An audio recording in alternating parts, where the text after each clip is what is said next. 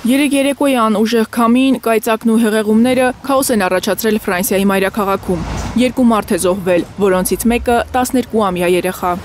Մայենում 59-ամյա տղամարդը մահացել է, երբ նրա մոտոցիկլետը բախվել է ընկած ծառին։ Ֆրանսիայի հարավային Տարնեգարոն բնակավայրում 12-ամյա տղան մահացել է գետի ափին հանգստանալիս, երբ քամին տապալել է ծառը։ Բավականին վտանգավոր է, պետք է զգույշ լինենք։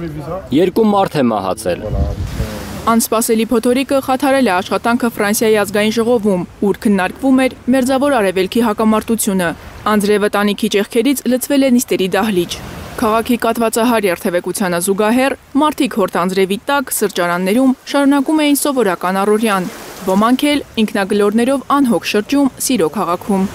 Ես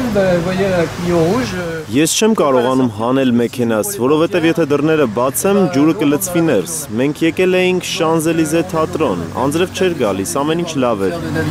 Արդեն 2 ժամ է քարշակին ենք սպասում, որ տեղափոխենք մեքենան։ Կեսգիշերին Ֆրանսիայում եւ Բելգիայում գրանցվել է ավելի քան 39,000 կայծակի հարված, ծառերի տապալման ահազանգեր են եղել։ Օդերևութաբանները հաջորդ շաբաթ Ֆրանսիայում կանխատեսում են ծայրահեղ շոկ 40 աստիճան Ցելսիուս եւ զգուշացնում, ուժգին փոթորիկներ են սպասվում Մեծ Բրիտանիայում։ Անգլիայի հարավ-արևելքի բնակիչները պետք է պատրաստ լինեն անոմալ եղանակին։ Մարիամ Ամիրջանյան, Հարություն Մաթևոսյան, Հայլուրի համար։ Հայաստանում եւ աշխարհում տեղի ունեցող իրադարձությունների մասին առաջինը իմանալու համար բաժանորդագրվեք մեր ալիքին, սեղմեք զանգակը, որ բաց չթողնեք ամենակարևորը, ամենահրատապն ու հետաքրքիրը։